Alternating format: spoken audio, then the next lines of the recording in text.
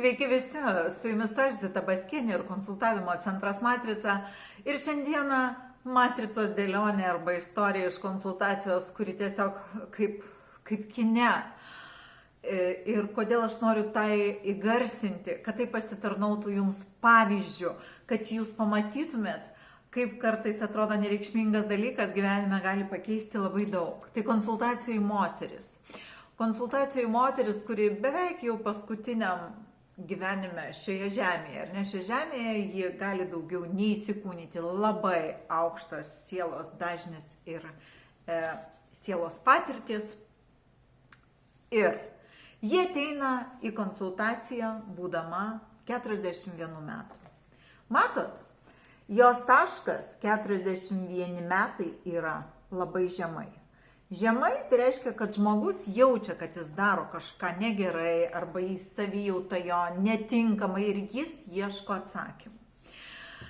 Jeigu kalbėti apie moters stiprias pusės, talentas 18 kurti komfortą kitiem per galbūt pasaulėdarą, galbūt per kažkokius kitus pasaulio sukūrimo dalykus. Nes jeigu, tarkim, matricos kodas arba sielos patirtis būtų labai maža, tai būtų kirpėjas, sakykime, arba moteris, kuri tvarko namus, bet toks talentas žmogui, kuris yra labai aukštam kodė, tai jau yra per kito lygmens paslaugas ir kūrimą komforto kitiems.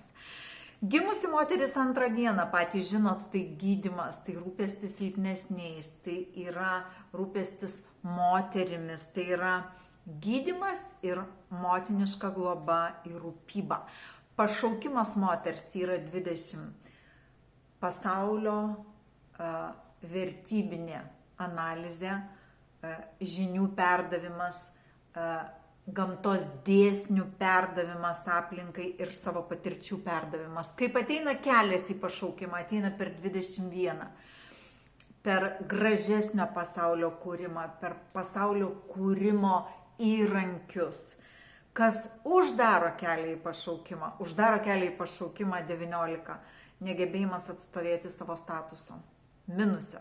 Kodėl uždaro? Todėl, kad apatiniam rodiklyje, todėl šis bruožas moteriai neleidžia ateiti ten, kur ji nori ateiti. Moteris turi verslo liniją, kur lengvai galėtų dirbti savo ir nepriklausomai, ir jos užduotys susijusios su giliu požiūriu į gyvenimą, sklaidą plačiai. Ir ką jūs manot, kodėl jie ateina 41? Ateina todėl, kad norėtų daryti tai, kas jai ir duota, bet jie dirba labai pelningą darbą, yra architektas ir vyras nepritarė, sakydamas, moteris neturi tiek galbūt tokio užtikrintumo vidinio ir galbūt nenori kažkokių šeimoje konfliktų ir nedaro to, o vyras sako, palauk.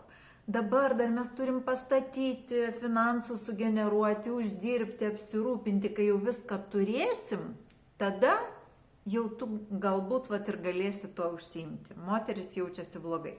Ir ką aš jums noriu parodyti? 41 yra apatinis taškas. Jeigu žmogus paklus ir nepradės daryti to, ko ji nori, ji nueis prieš programą. Programa arba visa, kas vyksta aplinkui, ją spaudžia link to žemesnio taško tik tam, kad ji greičiau padarytų sprendimą, nes kuo mums sunkiau, to mes greičiau ryžtamės kažką padaryti.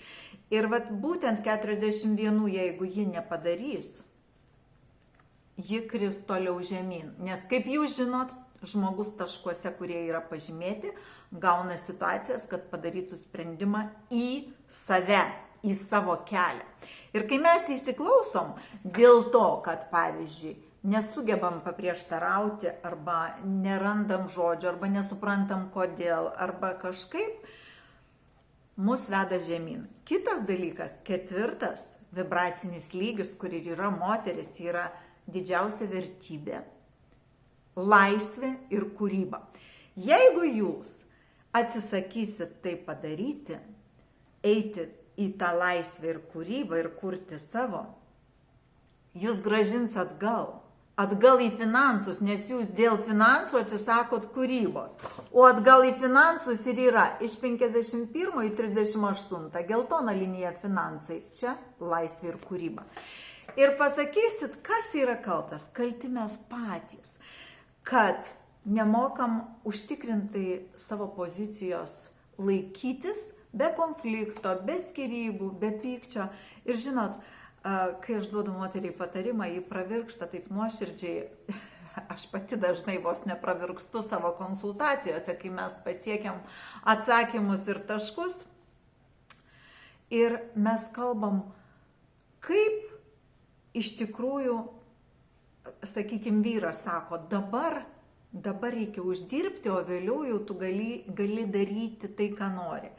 Tai kažkam gal taip, bet šitai moteriai tikrai ne. Ir be to, ką aš galiu daryti, būdama laisvės ir kūrybos etape, mane ir tikrina tam, kad aš parodyčiau matricai, uždėčiau tą varnelę visatai. Visata sumodeliavo situaciją, kad aš uždėčiau varnelę.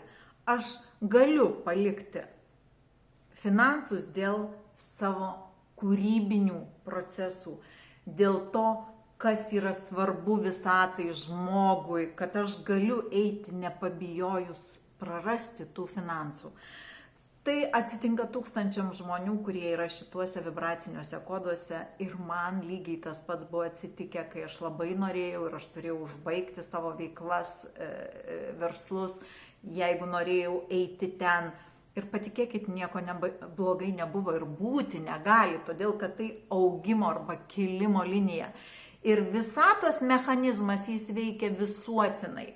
Jeigu jūs norėsit naudotis kitų pinigais, taip, jis veiks į kitą pusę. Bet jeigu jūs einat tam, kad duoti žmonėm kažkokią savo išmintį, savo pagalbą, jiems duoti atsakymus į aukštesnius kažkokius klausimus, tai jums negali būti blogai, todėl kad tai yra visatos palaikomoji programa. Mes čia ir ateinam kitus auginti arba kitiems kažką duoti.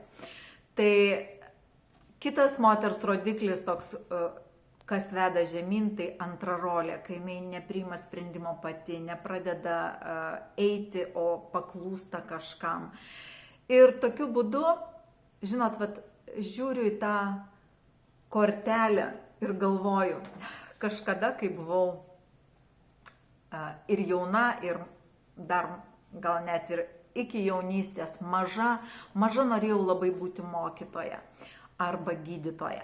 Bet mano spalis man davė tiek energijos, kad aš turėjau gyvenimą pračiupinėti iš visų pusių ir aš negalėjau mokytis to, sėdėdama galbūt universitete ir mano praeities dalykai tam tikrų kelių mane vedė. Ir netgi, kai buvau gal kokių 25 metų, skambinau į televiziją ir sakiau, kad aš noriu pas jūs dirbti pranešėją. Manęs paklausė, ar jūs turite žurnalistikos išsilavinimą, sakau, ne. Tada sako, atleiskit, bet ne. Tai šiandien aš turiu televiziją, galiu bet kada ir bet kaip kalbėti su jumis, galiu išeiti, kad aš noriu į tą auditoriją ir kalbėti savo žinias, ne kažkieno žinias. Jeigu aš kalbėsiu apie mokytoją, tai mano gyvenime ir mano šiandienos veikloje ir yra mokymas. Ir jeigu aš kalbėsiu apie gydytoją, tai ta kortelė, man žinot, kartais primena medicinos įstaigose tokias esamos korteles, kurios yra apie žmogų. Tai šiandien galvoju, jeigu kiekvienas mūsų tokią kortelę turėtume, mes tikrai būtumėm ir sveiki, ir laimingi, nes ta kortelė yra apie pasaulio mechanizmą ir jūsų duomenis tame mechanizme. Jums būtų aiškiau. Todėl vienintelis šito video toks užtaisas arba prasmė yra, jeigu jūs kažko norit ir jaučiat, tai ir darykit. Dėl to nereikia susipykti su vyru. Vyrui reikia pasakyti, aš labai to noriu. Ir kaip jau ten bebus, aš vis tiek tą einu daryti. Ir viskas. Ir tiek užtenka, kad pradėti daryti savo. Kita vertus, tas mūsų taškas matricoje, kai mes esam laisvėje ir kūryboje, mes esam žaidėjai. Ir mes su gyvenimu turim lengvai komunikuoti. Ir kai tik atsiranda siena, mes turim ją tiesiog apeiti. Negriauti, ne į konfliktą, o apeiti. Tai visiems mums linkiu būti tuo, ko norisi būti, ir tada tuo ir būsite. Kaip su mano mokytoju, gydytoju ir televizijos pranešėju. Ačiū Jums labai.